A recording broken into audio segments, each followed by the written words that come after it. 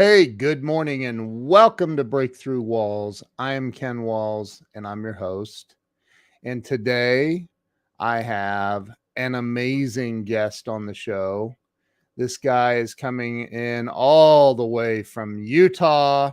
His name is Dr. Jay Shetlin, and I cannot wait to hear his story. So do me a favor and share this out right now. Just share it out and stay with us.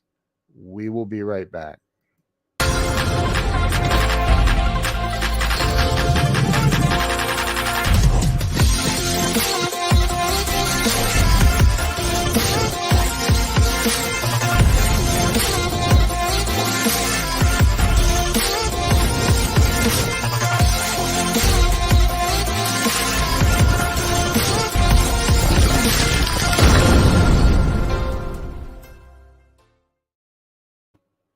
And we are back. Let me bring Dr. Jay on.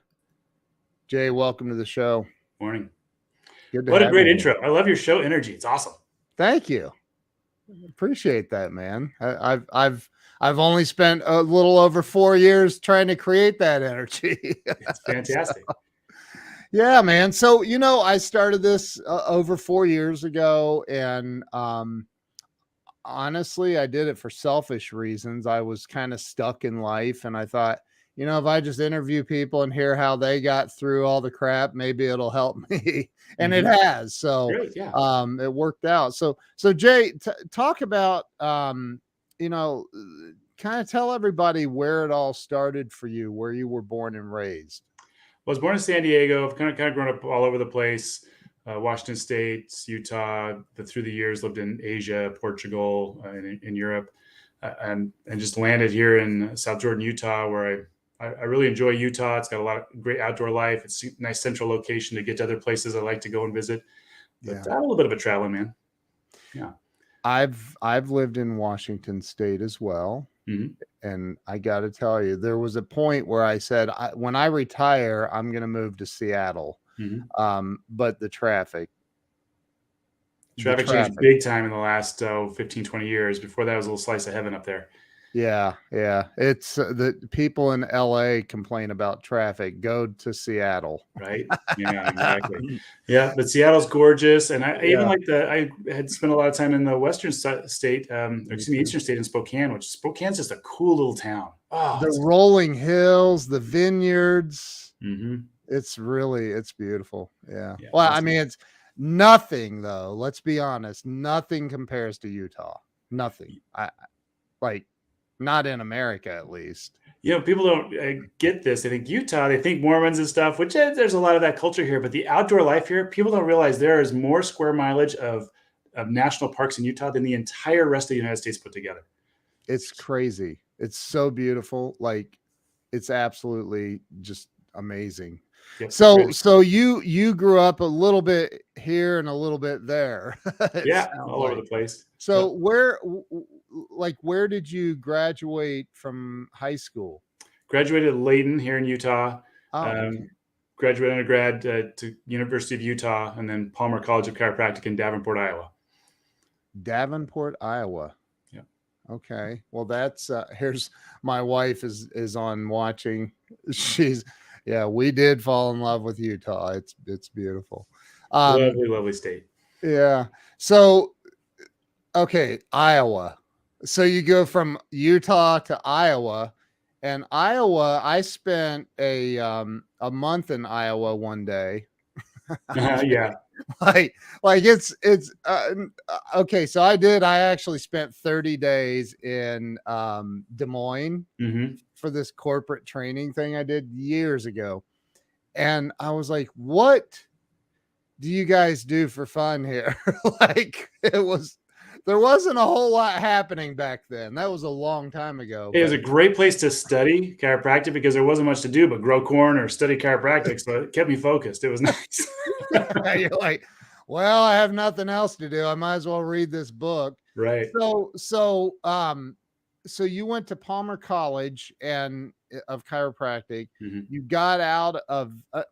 Let's back up a little bit. Was there any influence in childhood that you feel like kind of pushed you in the direction that you went as an adult?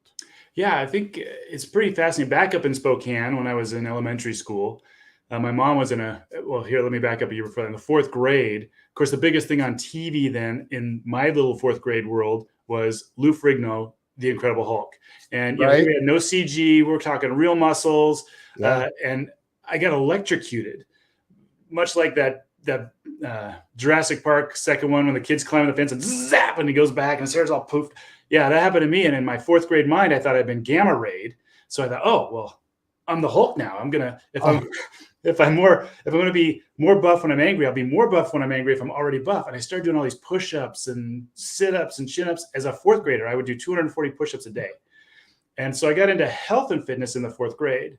But then in the fifth grade, my mom got into a car accident. And I remember her going to PT and going to other stuff. And I remember going with her to the chiropractor. I don't remember what the person looked like or anything, but she would come out saying, oh, I feel so much better. This seems to be helping me the most with my injuries. I thought, well, I want to be a chiropractor when I grow up. No needles, no drugs. I just help people feel better. And that kind of was a very pivotal point for me that set me on that trajectory. And then in college, I was going to the University of Utah and I was working up at the hospital in the OBGYN department. And the docs up there just about talked me to staying and being an OBGYN. Just, hey, go to the U of U medical school and become an OBGYN and you can kind of blend you in here. And so I went down and looked at the curriculum and I compared it with the first 2 years of chiropractic college. I'm like, wow, the first 2 years are almost the same. The second 2 years, chiropractic, we get more into nutrition, neurology, radiology, because we take and read our own x-rays. So we get 305 hours versus 45, 50 hours. Yeah. And then the medical model had to go into rounds and learning all this pharmacology and which drugs react negatively with this and that. And I'm like, well, that doesn't sound near as fun. I'm going to stay on plan A. And off I went to Davenport, Iowa. And I'm no regrets. I actually absolutely love my profession. I know when I first graduated, it was still in that time of chiropractors were second-rate doctors or quacks or whatever. And as I've worked through practice, and I know there's good and bad chiropractors, just like there's good and bad anything. There's good and bad medical doctors, good and bad pizza, good and bad movies, whatever. Yeah. So I'm just going to be the best one I can be. And I love my profession. And as I've grown through it and made good relationships with outstanding medical doctors, chiropractors, neurologists around the world, I've also grown up very confident in what I do. And in the last couple of years, and this isn't to offend anybody, but boy, the tables have turned on who the quacks are when we look at the last couple of years and how we've handled the healthcare of the world or the disease of the world. Sorry, folks, I stand firm. And your body is designed to function 100% and heal on its own. And your immune system is amazing if you just trust in it. We are all disease and all health starts from the inside out, not from the outside in. We're not going to chemically alter ourselves to be healthier. So that's where I am today. Amen. I agree, man. I agree. I think you have a new fan.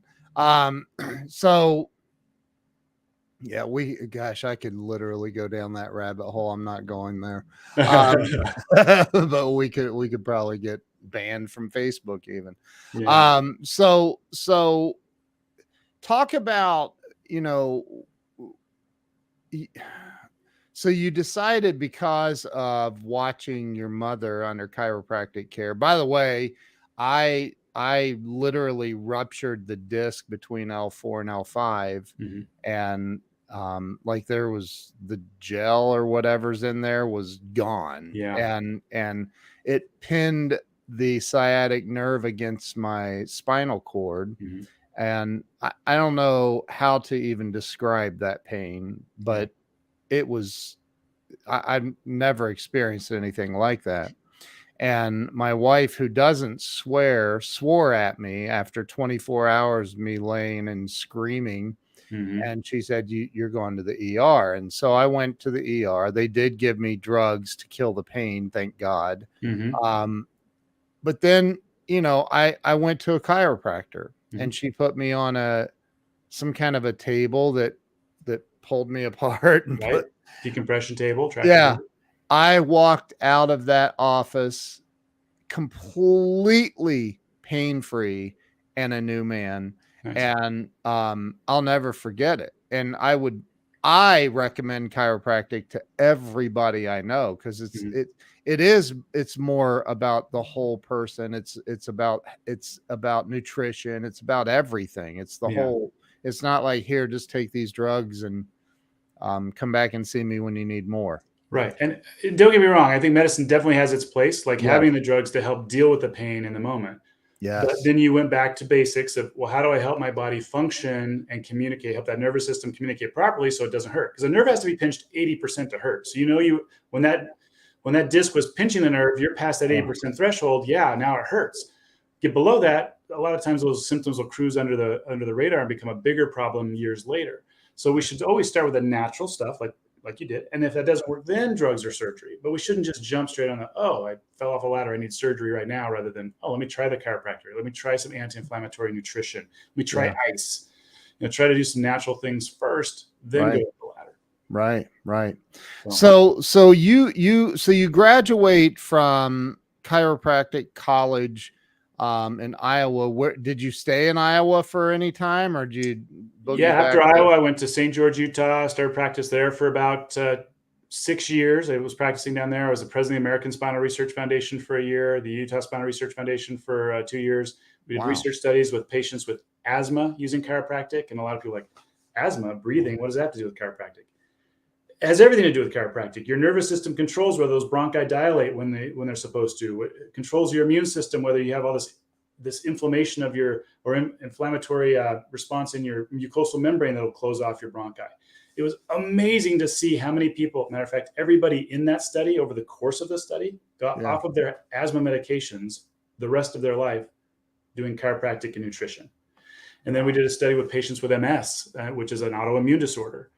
And though I wish I would have seen greater results with the chiropractic, it did help some, but the nutrition component of the study greatly helped these people to have less frequent flare-ups of their MS and much less intense flare-ups. Amazing stuff. And here's a crazy part. At the end of the study, we had a few of the participants that we said, look, we want to try a toxic thing that's in our daily life, artificial sweeteners, and just see how you respond to that. Artificial sweeteners inflame those autoimmune disorders like crazy. So nutrition is big. We can't ignore nutrition. And that's where, looking at the medical model, even how we treat type 2 diabetes these days, where it's like, oh, here, take insulin and monitor your portions. Well, why don't we just really alter our lifestyle and how we're eating? We can totally control type 2 diabetes and even get rid of it just by how we eat. Yeah. So I'm going to say, fire up your nervous system too, so your digestive system's working better. But fun stuff. So down there in St. George, and then after 6 years, went to Portugal and practiced for 2 years in Portugal with an amazing doctor, Dr. Hatch. We'd see 150, 180 patients in a day over there. Back up to, so in St. George, was it your own practice or you were working with another doc? That was my own practice. Okay. And then you go to Portugal. Did you speak Portuguese? Not at the time, but I learned it over the course of living there. Wow. Okay. Yeah. How was it moving to, because English isn't really a second language there, is it? It is. I mean, everybody, that's the tough part of learning Portuguese was if I made a mistake, then people just jump right into English. And I'm like, oh, hey, I'm trying to learn your language here. I'm in your country. Wow. Okay. My wife says, I do think the medical community does not take this approach, not much nutritional focus. That's so true. Yeah. And that's the sad part because, we get a lot of hours of nutrition. Chiropractors do a lot of postgraduate nutrition studies. The medical world gets about 2 hours in their whole 4 years of medical school of nutrition. Jeez. Yikes. What's on their curriculum currently. Anyway, again, not putting it down. I'm really grateful for our medical model. America has the best trauma care on the planet. Yeah. When it comes to healthcare, if I could quote Dr. Patrick Gentempo, he says, when we take disease care and label it healthcare and sell it to a nation, we can't help but have a sick nation. And that's what we've done. We use a disease care model, a reactive model to try to keep people healthy. And it doesn't work. If we're going to be healthy, we have to be proactive to maintain our health. And then when something happens, like a trauma or disease would be much more rare if we're proactive rather than reactive, then of course the model is a good fit. But unfortunately, we're using it the wrong way. I agree. Totally agree. So after Portugal came back to South Jordan and really started working on the books like Future Health, where here, hold on, hold that up. Let's give it full screen. Helping us age gracefully to 100 years and beyond. trying to do natural means we're designed to live to 110, 120, just fall asleep and not wake up. But thoughts, traumas, and toxins shorten our lifespan, rob us of quality of life. And there are ways we can help maximize our life. Okay, so can you hold that book back up for a second? Why the DeLorean? Well, I am a little bit of a DeLorean nerd. So Are you? Yeah. Yeah. So you know where DeLorean was started? In Ireland. Oh, was it? Yeah. The guy that started it lived here in Columbus. Well, you've got John DeLorean is quite a history. And that's in the DeLorean world. You've got the Back to the Future fans and you've got the car buff fans, which I'm a little of both. But the history of the car is fascinating when you think John DeLorean created the GTO, which was the first muscle car. So we wouldn't have muscle cars if it wasn't for John DeLorean. Wow. He was next in line to be the head of GM, but he wanted to do his own company because he didn't like the corporate politics at the top. Yeah. So he branched out, but trying to start something in America with the big three. I mean, it was so he went overseas, and fascinating history. Wow. Do you have a DeLorean? I do have a DeLorean. I'm on my second DeLorean because the first one I bought in 2013 when they were actually more affordable. They've kind of looked crazy expensive the last few years. But back then, people held on to them thinking they wouldn't appreciate, or thinking they would appreciate, and they didn't. So I bought one with 2,700 miles on it in 2013, a 1981 DeLorean, for $23,000, and now they're twice that, which is sad. But wow, love the car. It's a fantastic, comfortable road trip car. It's not a sports car. It looks sporty, but it's actually designed to be a touring car. It's like sitting in a pair of Barca loungers when you sit in that car on a road trip. Really? Yeah. 26 miles a gallon at 80 miles an hour. It's an amazing little car. That's awesome, man. I've never been in a DeLorean. It's unbelievable. Yeah. Pretty comfortable little car. Yeah. Now we're coming to Utah again because I need to go for a ride in your DeLorean. Yeah. I have to come take it for a ride. It's funny because this guy I don't want to like beat this topic to death, but the DeLorean history is so fascinating. And there was a guy that called me up out of the blue because he saw a picture of my car, which this is actually my car on the cover, my first one on the cover of this book. Wow. And he saw a picture of it on there. He's like, "Hey, I'm Stephen Arlington. I'm the last surviving person from the DeLorean trials. And I saw your car. I'd like to use this picture of your car." So my car's actually on the cover of two books. He used my car. Hold on. In DeLorean Shadow. And a really interesting read of this guy who was a frogman, got dishonorably discharged from the military and got sucked into the drug world. And then they tried to tie him to John DeLorean, even though there was no correlation. And he does have some great ethics, and said, "No, I'm not going to throw this guy into the bus. I don't even know who he is." And he now he goes around the world teaching kids, don't do drugs. Even the small ones will lead to big stuff, big problems. Anyway, fascinating guy. So the DeLorean connected me with a lot of people from the movie, people in healthcare. It's a fascinating little connector car. We got Doug Wing watching. Doug, welcome. Who's from Utah, born and raised up there. So he said Doug collects sports cars. He actually has a Ford GT and like all kinds. Nice. Those are a fantastic car. Yeah. So talk about, so you were in Portugal and you saw, what'd you say, 185 patients a day? Yeah, we would see a lot of patients a day. I was the 23rd chiropractor in the whole country. I mean, think Portugal is to Europe what California is to the US on the West Coast, and about the size. There are 10,000 chiropractors in California. There were 23 of us in Portugal. And so it was, oh my God, it was an amazing pioneering effort to be there. It was a beautiful experience to be that part of healthcare. And it was really neat to see how healthcare functions in Europe versus the US. To be an American physician in Europe was mind-blowing. We, as doctors, we have such big debt for student loans that over there, their model is, hey, you're a healthcare provider. We're just going to take care of each other. I remember taking my kid to the pediatrician and he goes, "Oh, you're a doctor?" I go, "Yeah." "Oh, no charge for your kid today." They just took care of each other. And I'm like, that is brilliant. Why don't we? And the insurance is just so different over there. It's we won't go into that rabbit hole, but it's such a different structure than here. Even though there's state insurance, if you wanted quality health, everybody had healthcare that was affordable. But if you wanted quality healthcare, you paid cash and went to a private clinic. Wow. But at least you had stuff. And every system has its challenges, but it was interesting to see the system different there than here.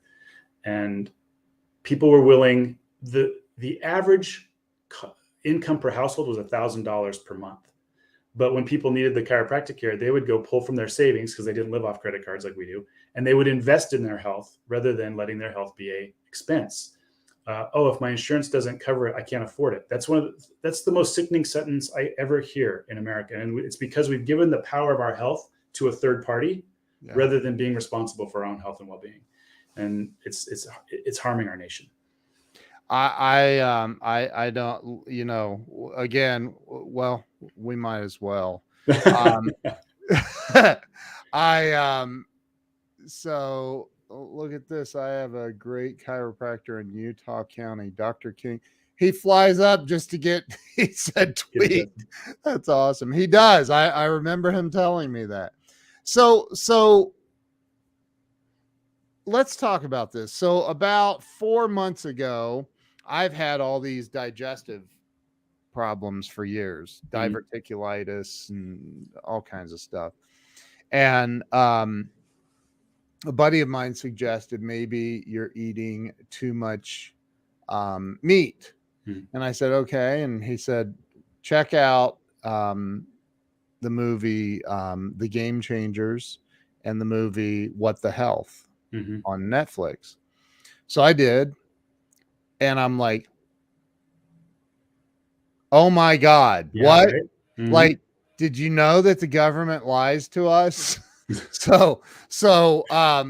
Like I became a vegan, and I am still, and it was life-changing for me. And I'm not, I don't go around going, hey, you need to be a vegan. Stop. Like, it's not because I don't love red meat. I would choke a cow to death with my friggin' bare hands just to get a steak out of it. But it's my body doesn't process it well. Right. And I just wonder how many, because if you watch those movies, and a lot of people are like, oh, that's just vegan propaganda stuff. Okay. Like, because vegans are out to harm the world. Right. Like, I mean, but if you watch those movies, it's like, oh my God, it's like your body is not like mine. I know for a fact wasn't processing it. How much disease, like Dr. Wayne Dyer used to talk about disease, right? So how much disease, how many health care problems do you think we have just in the US that are related to our diet? Oh man, diet is horrible in the US, and we've got these entities that all have 3 letters that are supposed to be protecting us, but they've been bought out and they're just not protecting us anymore. I mean, look, there are healthy things out there that don't pass FDA, but yet a Twinkie is FDA approved or Doritos are FDA approved. It just doesn't make any sense. So there are a lot of times us in America, we're eating things that we think or call food that really aren't food. And hold it, a Twinkie is is it really? Yeah, otherwise it wouldn't be FDA approved. Yeah, it's just crazy. Our system's so backwards. That's if we as Americans don't actively engage to educate ourselves to be a better selective consumer, we're at the mercy of marketing. And marketing is for somebody to sell a widget. And the widget, whether it's a food or non-food item that we call food, we're become products of the system. Now, I got to say this was eye-opening living in Portugal. I went over to Portugal and there a couple months. It took me a few months to acclimate as an American in Europe. Yeah. Because I had this cocky little attitude like, hey, I'm American. We got everything figured out. And we've got all our safety things, FDA and all this stuff. And I go down to the grocery store and I'm like, hey, produce guy, where are the organic fruits and vegetables? And he looks at me and he says, what, are you American? Yeah. Yeah, all of our fruits and vegetables are organic. And so I'm thinking, I pick up an orange, thinking plucked green in Florida or California, more likely California, put on a truck, I'm still thinking from home, trucked up to Utah, put it out of the grocery store 10 days later, and now it's oranged up. And so I pick up an orange going, well, where's this come from? He goes, oh, those are trucked in fresh from the border of Portugal and Spain, about 90 minutes from here. They come in every other day. Our fields are not sprayed with pesticides and all this other junk that you guys do in America. Matter of fact, none of your produce or meats even meet the standards and qualifications to hit the shores of Europe. I'm like, what? Yeah. So very eye-opening to see, living outside the country, the standards versus our own standards that we think are so great that are not that great. Anyway. And whenever you go to a restaurant in Europe, it was a home-cooked meal. There was a time we went to a restaurant and my wife's meal didn't come out and the rest of ours came out. And all of a sudden I see the chef coming in with the bags from the same farmer's market that we shop at. And 5 minutes later, out comes her meal. So it's a different system than all the Cisco pre-processed crazy stuff that we have in our grab and go society. I hate making this show about me but this is your expertise. One time I was at the gym, it was late, I was single, and it was like 9:30 at night, and I ran into this restaurant and I'm like, I'm starving. I just worked out. Let me get a hamburger. And this restaurant always undercooked it. And I always sent it back. Like, no, I could get it done. I don't eat hamburger raw, like get it done. Well, this time they were getting ready to close and I'm like, just whatever. I'm not even going to look at it. I'm just going to eat it. And I ate the whole thing. It was undercooked. And next morning I wake up at 5:30 in the morning with blood coming out of both ends of my body. Oh no. And ended up, a friend took me to the ER and it was bacterial colitis. Wow. Where it had eaten part of my colon trying to get out of my body. And I'll never forget the ER doctor saying, don't ever eat undercooked meat from a restaurant. It passes through too many hands before it hits your plate. And I was like, really? And he goes, they're filled with bacteria. Yeah. I went, what? I just can't get that out of my head. Like every time we go anywhere to eat, well, I don't eat meat anymore, but like, I still think bacteria. Right. And, do you think that there's a problem in the US with things of that nature too? Like people just don't pay attention to things like that, or? Well, I think business owners of restaurants do, but when you've got a whole bunch of employees, it's just like you say, more hands to go through, more people to train, and how seriously do they take it? How much do they care? Or are they just there to punch a clock? Right. There's a lot of factors there. Yeah. Yeah. So you came back from Portugal. You're back in, you said Jordan, Utah? South Jordan. It's just Utah. A suburb of Salt Lake City. Oh, okay. And you set up shop again, or did you already have the practice? So this time I came back and I worked for somebody, and then after a year bought the practice. Okay. And how did things go from there? So the first year back is a rough transition trying to get back in. But once I bought it and took over, started really exercising my specialty, though I've got a very deep love, respect, and still a specialty I feel for general health and wellness for the topics we've discussed. Yeah. But in practice, my other specialty is auto accident injury and rehab. And just like in the medical world, there's several medical doctors, but you wouldn't go to a podiatrist, a foot doctor for brain surgery. They're both medical doctors, but have vastly different training. Right. There are doctors that are certified and trained in personal injury, meaning car accident injuries, how to properly rehab them, how to document them properly, because it's a medical legal case. And if you don't document things properly, then the attorneys don't have the leverage they need to help the patients get the restitution they deserve. So I've written a whole book on that. It's a pretty powerful book, because it's the only book I know published on the planet that talks about kids in car accidents, because the research that is out there addresses, there's live occupants. We put in crash tests, crash cars into and measure the physics applied to the human body, but nobody will do that for a kid. Why would we want to? So then it's a question of, well, how do we, because the insurance adjusters will say, oh, kids don't get hurt in car accidents. Well, of course they do. They have the same physical forces applied to their body as their parents do. But there's reasons why these kids don't elicit the symptoms the same way we do. There's anatomical, physiological reasons that is. However, degenerative arthritis starts at the point of trauma. So then these kids have arthritis in their 20s and stuff. But the insurance companies will just brush it under. Oh, no, you're a kid. You'll be fine. Well, no, it's going to affect them in their future. So they should get the care that they deserve while they're a kid. Don't just brush them under. Oh, kids will be all right. So it addresses the adults, the kids, the physics, the intercare between medical doctors, chiropractors, physical therapists, massage therapists, how we handle these cases properly, and do our job documenting and rehabbing these patients, because 50% of people are never the same after a car accident. And if they don't get the care they need and the care they deserve, and it isn't handled properly, it catches up with them later. And it's totally preventable if we just do the right stuff. Well, it's preventable most of the time. There are some people that'll just, their injuries are brutal and life-changing. But for the most part, if it's handled properly, we can prevent those problems. And so that's my other passion. It sounds like it. Like you just lit up when you started talking about that. So how many people are in what are the national statistics? I mean, how many people are in an auto accident annually? There are 1.5 million auto accidents per year on average in the US, and 3 million injuries per year. So usually there's more than one occupant in the vehicle or involved, because it's usually 2 cars or more. Yeah. So it's a lot of injuries. Wow. Do you find that a lot of those injuries go unaddressed? Absolutely. A lot of people think, oh, I'll be fine, it'll heal on its own. That's the first problem. The second problem is they don't go to the right doctors that work up, diagnose, and treat according to the research guidelines. They're just, oh yeah, you just need a couple massages, or you just need a couple of adjustments, or a little bit of physical therapy, or I'll just, here, take these. This is the worst one. Take these anti-inflammatory and muscle relaxers. It'll be fine in a couple weeks. Okay, let's cover up the symptoms while your body heals wrong.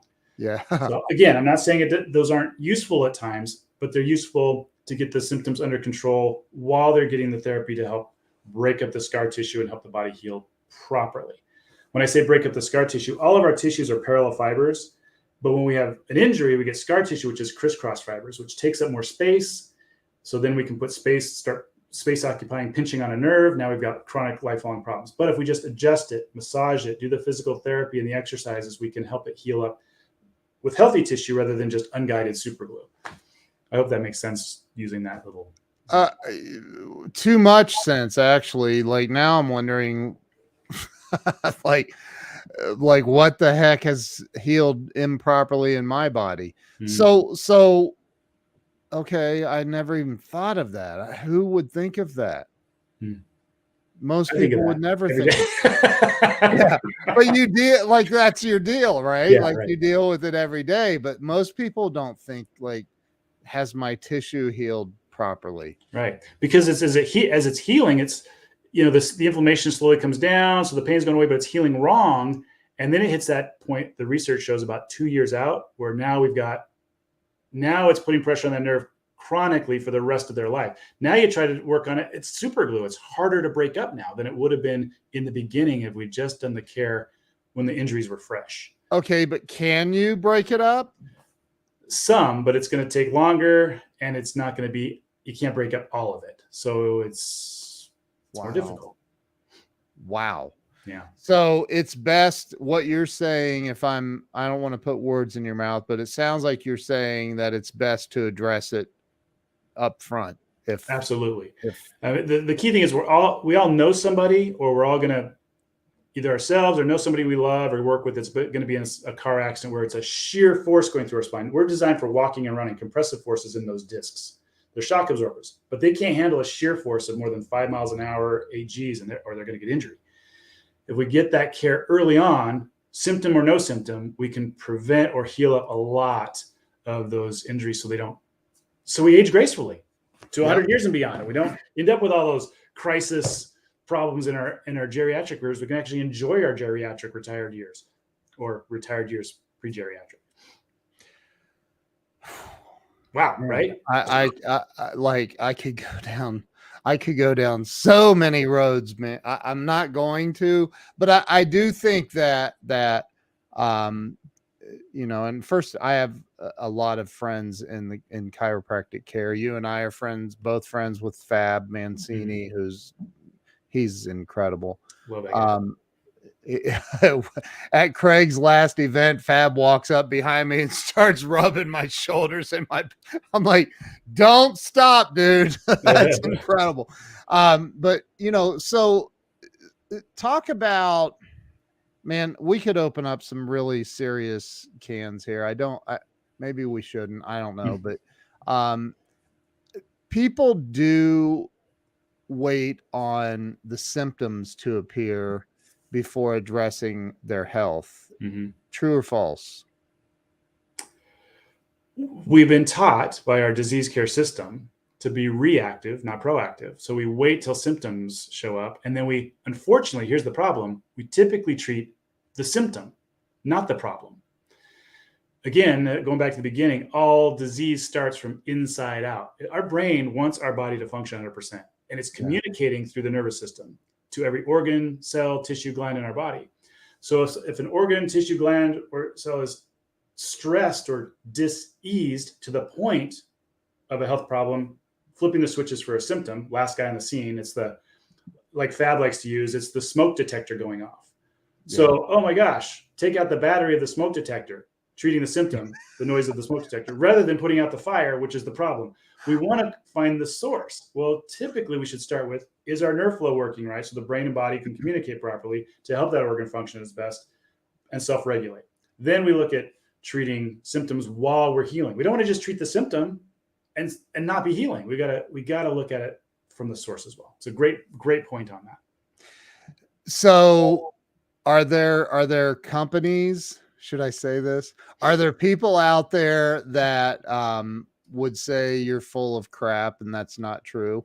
To me, of course. I mean, our model that is so funded by, gosh, I hate to throw people under the bus, but Big Pharma owns our news systems and our TV shows that we're sitting there just droning in and listening to this information. I've got this symptom. I've got this list of symptoms. I need the purple pill.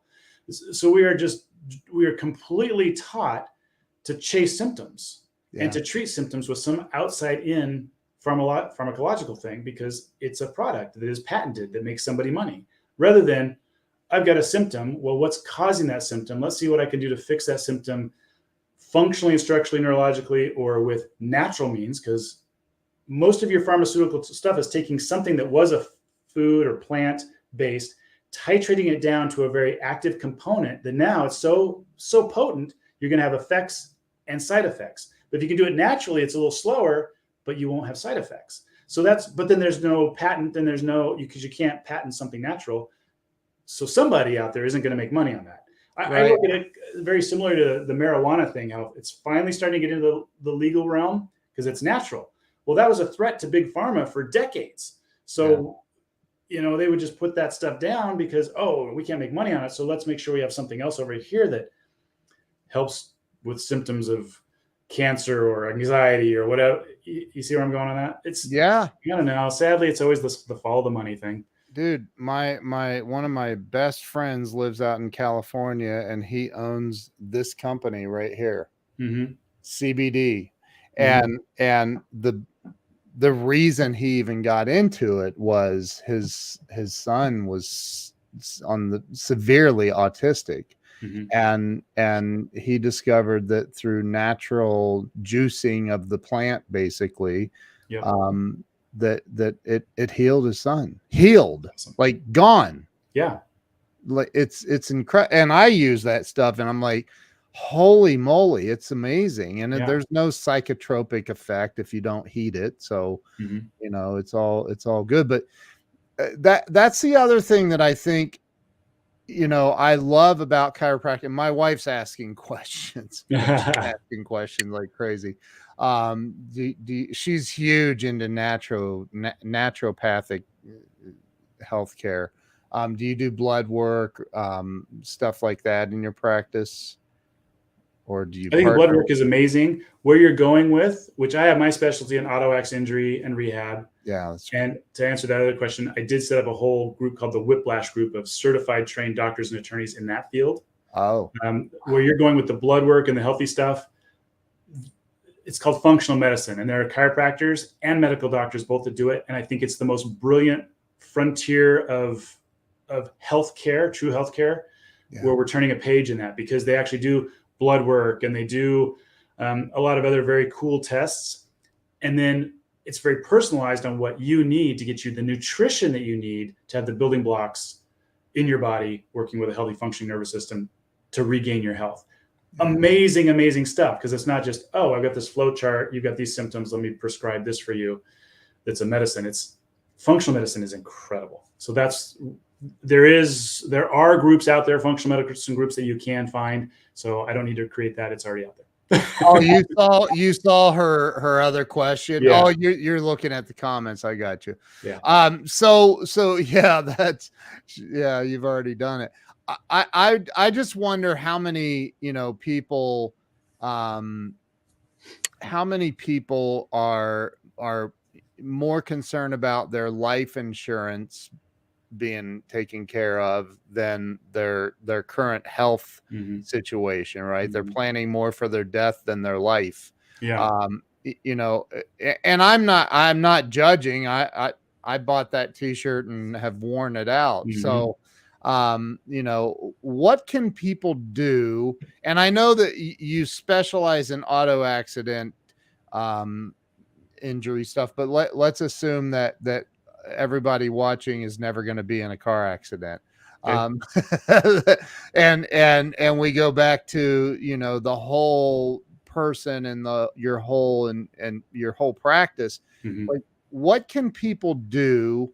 Do they have to go see a chiropractor? Would you recommend that everybody goes and has adjustments and all of the stuff? I firmly believe, and I've just follow the science on this, that everybody should have a good quality chiropractor in their healthcare regiment of physicians. And here's why. We'll just compare it to dentistry for a moment. Yeah. Dentists have done a really good job in the last 50 years teaching us to brush, floss, and regular checkups. Because it doesn't matter how much we brush and floss on this planet, we're still going to have junk they got to scrape off our teeth. And yep. And I'm going to say with chiropractic or good spinal hygiene, because we live on a planet with gravity, we're lifting, we're sleeping funny, we're climbing out of cars, all these things. We're just going to get subluxations, misalignments in our spine. So I'm going to tell you for good spinal hygiene to stretch, exercise, and regular spinal adjustments.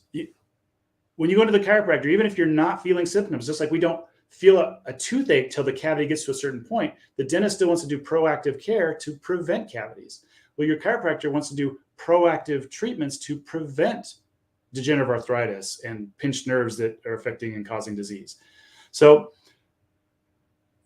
I think foundationally, it just makes good common sense. Now, understand there's two types of chiropractic care. For your car, you've got the mechanic. It's like, oh, my car's making a funny noise. Can you diagnose and fix this funny noise? Okay, right. That's the big mechanic. Right. And then you've got Jiffy Lube, where it's like, hey, car's running great. I just want to change my oil every 3,000, 5,000 miles to make sure I prevent problems with my engine. Two different things. So there are chiropractors that are wellness chiropractors, or there's wellness care in a clinic, and there's crisis care. Somebody who's had a car accident, a slip or fall or injury, or they're showing symptoms. Well, crisis care chiropractic, the research shows for chiropractic, physical therapy, going to the gym with a personal trainer, 3 times a week or more is active care. That's the tipping point of re-educating the muscles to relearn how to properly hold the spine in place and things moving properly. So you're good looking at 3 times a week for a period of time, not forever, for crisis care to help your body relearn and re-educate and get the symptoms under control and get strong again. And then wellness care could be once a month, once a quarter. I wouldn't go more than once a quarter, once every week, depending on your job stuff. You're sitting at a computer all day or driving lots of miles. But understand there's the two differences, because some people don't understand that. And because of that misunderstanding, they think chiropractic isn't helpful. For example, oh yeah, I had a kink in my neck. I went to the chiropractor once. Well, I had a car accident with the chiropractor 3 times. That was it. That was done. No, you got to go for months, like the research shows. If I were going to sign up with a personal trainer for a Mr. Utah contest, I wouldn't sign up. And he says, hey, I need to see you 4 or 5 times a week for these 8 weeks before the contest. I'm like, all right, well, I can only come in once a week. Well, I'm not going to get the results to win the Mr. Utah contest. It's right. The tipping point is not there for the muscle memory. So as long as we have that understanding of wellness checkups at the dentist is very different from a root canal. Wellness care at a chiropractor is very different from crisis care at a chiropractor. Yeah. Yeah. Joachim, who is joining us from hell in Norway, says spinal hygiene sounds a bit more advanced than dental care. Your nervous system controls everything in your body. It was the first system to develop in your body, an embryo. It's plugged into everything. And the sad thing is we aren't taught to take care of our spinal hygiene and our nervous system. We're taught to chase symptoms. That's the model that we're following in disease care, aka healthcare, run by the medical model. I love the medical model for trauma. It's amazing, but for healthcare, it's a square peg in a round hole. And look, there are so many things that are related to how you feel. Mm-hmm. So, I mean, goals in life are manifested by your feelings, like, right. And pain, if you're waiting on pain I mean, again, I've been there. My wife says our daughter is a competitive dancer. And one of the things my 12-year-old daughter does all the time is she twists and cracks her own, like you hear it. I'm like, I don't think that's healthy. Stop doing that. Yeah. And that's on that point. There are some of us that can pop. I wouldn't do things like long lever, adjusting yourself. The problem with that is on a spectrum. If we have a healthy joint, it's moving within its normal realm.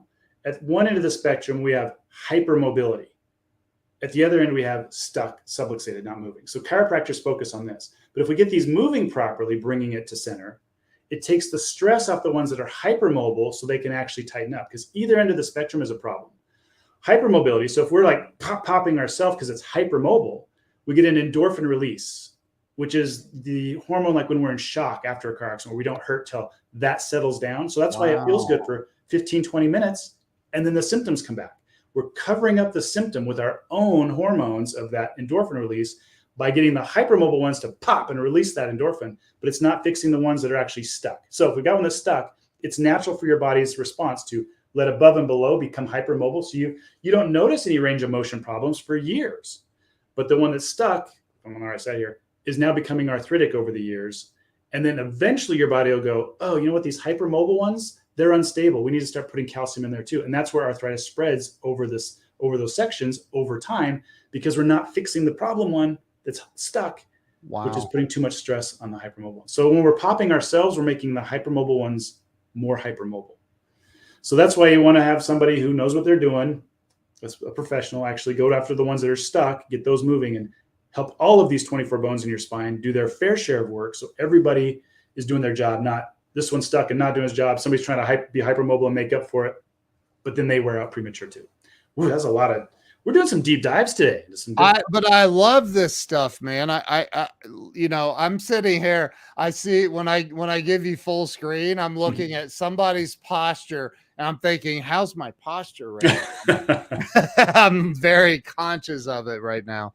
And I know I'm not normally, and I spend a lot of hours sitting at this desk, and so you've got me thinking, whether anybody else is thinking or not, I don't even care. I'm thinking about me right now, like, wow, am I really?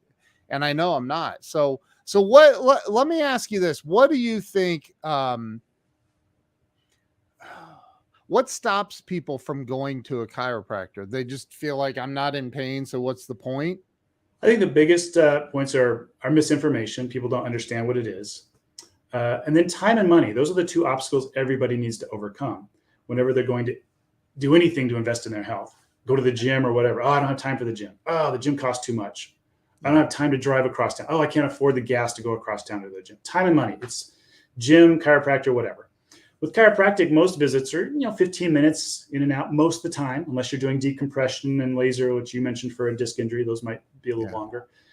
Massage is an hour if you're doing massage with a therapist, but it's an investment in your health. So when people can flip that switch and go, go from my health costs me, my health is an expense, to my health is the most valuable asset I have on this planet for the time that I'm here. I'm going to invest in it with good nutrition, chiropractic, massage, gym membership, whatever. When you flip that switch on how you look at and value your health, then it's not so bad. But it's like, my insurance doesn't cover it, so I can't afford the chiropractor, but it covers me getting surgery. I don't get that. So those are the big stop gates, I think, is people have got to value the time and make the time. You got to make the time for your health. Yeah. And then you got to make the investment. And it's it pays back dividends rather than, it's not an expense when you're done with it. That's funny because the patients that start out, they're like, at our office, we do things for a month minimum, 5 weeks minimum, because that's what the research shows it takes to actually make a lasting change. If I do 2 weeks of chiropractic care, I'm an expensive Band-Aid for somebody. You might as well just take a bunch of aspirin or Tylenol. Right. But at a month or 90 days or a year's worth of care, and some people are like, what? You have to go for a year? Well, kids have to wear braces for a year, 2 years, 3 years. It takes time to re-educate the tissues. Yeah. But people that do have the confidence to jump into that, and then they get done like, oh my gosh, this has been the healthiest year of my life. I mean, I'm healthier now in my 40s or 50s than I was in my 20s or 30s. They see the difference once we start getting the right nutrition in and freeing up that nerve flow so their body can function 100% the way it's designed. I love seeing that at the end. I mean, it's not that much money to go in for an adjustment. Is it? It seems like when I was doing it, was it like $30 or $40 or something crazy and expensive. Yeah. I think people spend more money at Starbucks than they do. Boy, we've thrown a lot of companies under the bus today. Well, it's a philosophical game. We're using some names and some brands to help people realize where they're spending, but it comes down to priorities. Do I prioritize this coffee, which we used to call it $5, but now it's like $7 or $8. Yeah, I know. Do they prioritize that every day versus taking some vitamins, having some powdered greens, making a fruit smoothie in the morning, going to the chiropractor, going to the gym? I mean, it's just priorities. Yeah. And it you know what's interesting? I'm 54, and I know I only look 30, but I'm 54, and it's just in the last probably 2 or 3 years that my health has become a priority. It's crazy how we do that. Like, it's like, oh, okay, I have this now, and I better pay attention. So let me ask you this. What do you think, and back to the breakthrough walls thing, have you, along the path that you've traveled of being an entrepreneur, yes, you're a doctor, but at the end of the day, you're an entrepreneur. What are some of the things you've run into that you thought, man, I'm not going to survive this, or this is the end of the road? Have you hit any of those obstacles in your career that you thought, man, this is not good for what I'm trying to accomplish? Honestly, one of the biggest obstacles, and I hope this doesn't offend anybody, one of the biggest obstacles is our insurance system in the US. I mean, I take auto insurance because it covers 100% of what's medically necessary, and I can document medical necessity for those injuries and rehab them properly. And I take people who are willing to invest in their health on their own. If they want to build their own insurance afterwards, get a super bill and submit to them. But I'm not going to let an outside third party dictate their health. I won't put my name and their health on the line for some third party that we have no control over. They have to be committed. And when they are, it's a game changer. Now, getting out of school when you're young and trying to start a practice and be an entrepreneur, you want to just get anybody in you can. And I've realized that's a recipe for disaster. You have to set your line in the sand, and you have to have that faith, confidence, and belief in what you do. And then you will attract the people or repel the people that don't want to do that. And that's fine. They get to choose what they have their free agency to go choose what they want to do. But people that enter our office and actually are committed get the results. And I'm not bragging. This is a really weird national statistic. I had an outside source come in and go through our files and reach out to old patients and do this. But the average medical and average chiropractic clinic has a 53% success rate. That's it. Wow. We have a 96% success rate in our office because we follow research-based guidelines. We don't accept all patients. We want to make sure people are willing to finish what they start and prioritize their care, their health over other stuff for a period to form good, healthy habits. Wow. When they come out on the end, amazing success rate. Now, granted, we can't help everybody. There's going to be some people that just like, they're beyond their injuries or their health problems are too late or too far gone. But wow. I'm really proud of those results.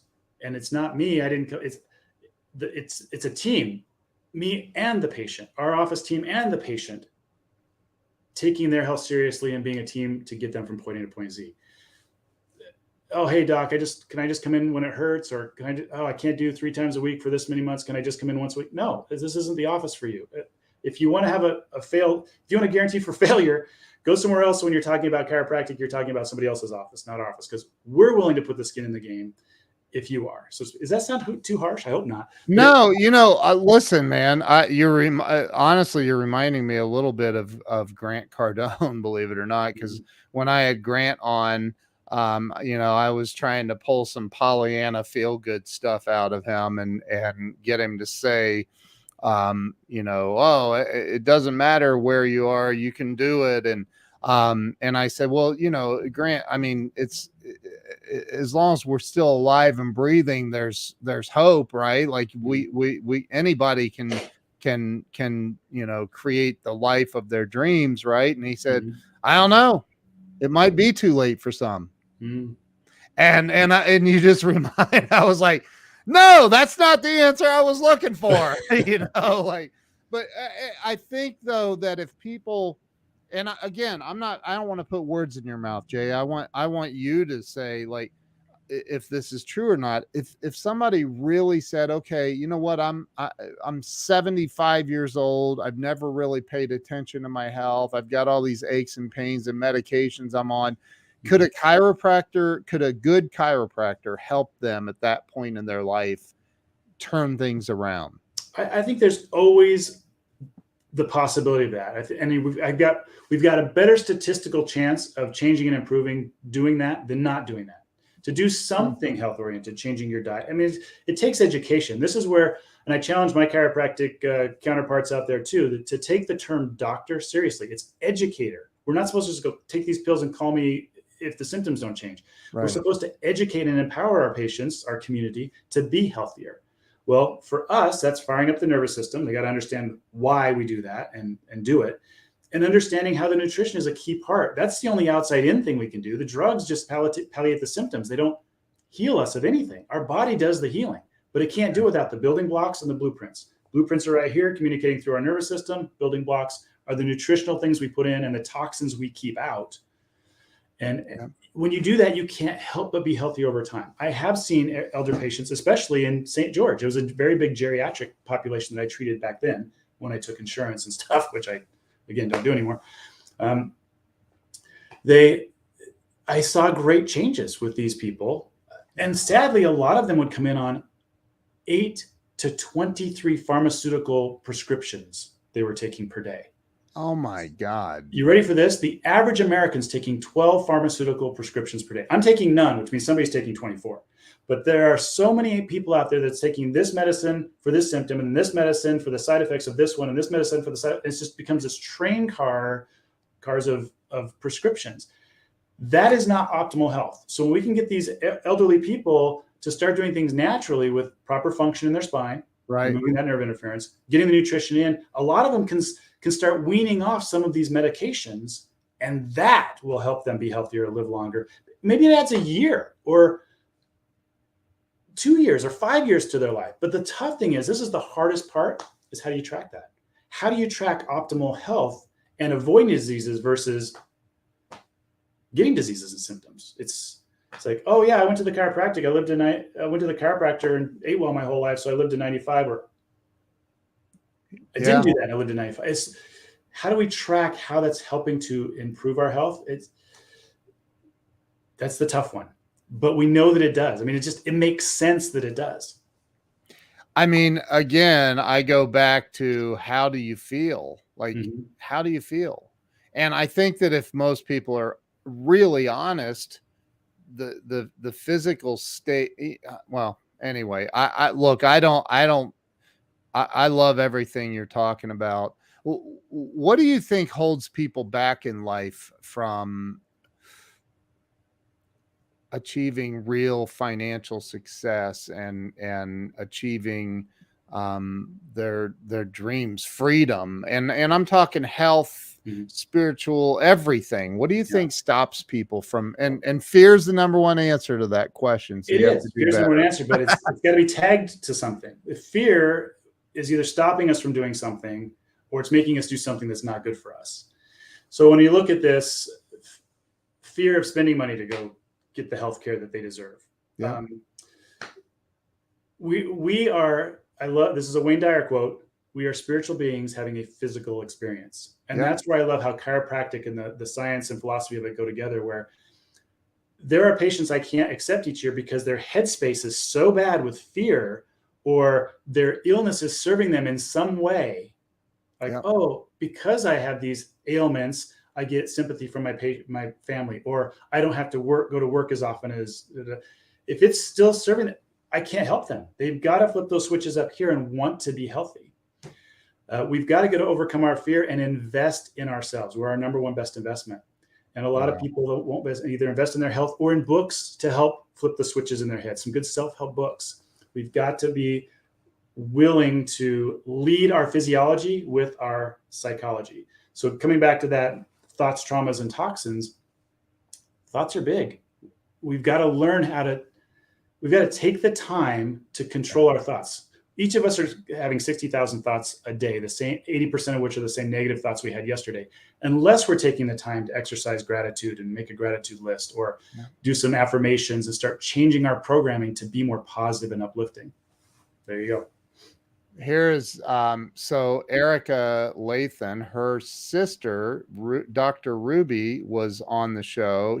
Her sister was actually in the movie What the Health. And I loved her so much, I reached out and said, I gotta have you on my show. Nice. But she says, how much does chiropractic alignment impact our overall health? It's huge. I mean, you look at posture, like the poster on the back here. Posture is huge. If you're not sitting up straight, just slouch for a moment. Take a deep breath in. Now notice, sit up nice and straight, shoulders back. I want to point out, one, you look more handsome, beautiful, sexy, empowered. And now take a breath. Wow. It's easier to oxygenate your body with good posture. So poor posture not only affects our oxygenation day in, day out, but it's stressing or challenging our nervous system, which controls everything in our body. So posture is a twofold impact. And if it's day in, day out, sitting at a computer with poor posture, boy, does that impact our health. Wow. Okay, so first off, Jay, thank you for coming on the show. I cannot believe we've been on here 1 hour and 2 minutes already. That went boom. Yeah. How can everybody follow you? Well, if it's local people, it's South Jordan Chiropractic. They can look at the practice that way. But drjshetlin.com is where I do public speaking on health topics across the country, or whiplash and auto accident related topics across the country. Are you willing to speak on just overall health? Yeah, I love speaking on general health. Yeah, love doing that. So my wife hopes that you have a YouTube channel. Do you? I do have a YouTube channel. I got a couple of them because of the different topics. I set them up multiple rather than, I don't know, the right coaching on that. But we've got one for whiplash stuff. We've got one for Dr. J. Shetlin. Yeah. I think what you're doing is quite frankly, it's the most important thing that people could start absorbing. Like Erica says, she worries about sitting and looking at a cell phone or a computer, and that is our world. That's the world we live in today. Yes, and I think what you're doing is so daggone important, man. So, Jay, thank you for coming on and sharing, a little of your story and history and wisdom. And how many books do you have out right now? I have 8 books. The 2 biggest ones I push are Future Health and the Auto Accident Injury one. But a fun one just that I'm doing with colleges now is I'm helping the Successful Roommates Guide, Survivor's Guide. And it's 2 books in one, where it's the basic principles on healthy relationships. I've lived with over 46 people over the course of my youth and college years, and being married to a deaf spouse who was amazing. And living in different countries. So I try to give some insight to people how to be better, how to cohabitate better by recognizing their strengths and the strengths of others, and having agreements rather than assumptions, because assumptions always lead to problems. We want to have agreements with our roommates or cohabitation mates, so that we know what's expected, the dishes in the sink and those kind of things, and they don't blow up into big negative experiences. So that's my fun thing for the colleges. Wow, it looks like a book that everybody could benefit from, quite frankly. So that's cool. I've never seen that. Where you flip that over again, show everybody that again. So it's 2 books in one. So you got this Roommate Successful Guide. You read it halfway through, and then you can turn it over, and it's another book from that side. Pretty cool. That is insanely cool. I've never seen that. That is so awesome. Wow. Well, listen, and Erica says she'll go back and watch the replay. It definitely an interview worth watching the replay. So, Jay, thank you so much. I appreciate you. Everybody go over to, and you know what? Let me just real fast throw this up on the screen. It's Dr. J. Shetlin.com, right? Yep. Okay, I'm going to put that up so it's scrolling across the bottom. Go over there, follow you on social media. What's the best platform? Where are you most active? Most active just doing my regular, my Jay Shetlin one. I need to be a little more active on the Dr. Jay Shetlin one. Okay. So, well, they can follow you everywhere. So make sure you go follow Dr. Jay Shetlin. Thank you so much for coming on and sharing with everyone today. I really appreciate you. Thanks, Ken. Take care, everyone. All right. See you guys. Have a great day.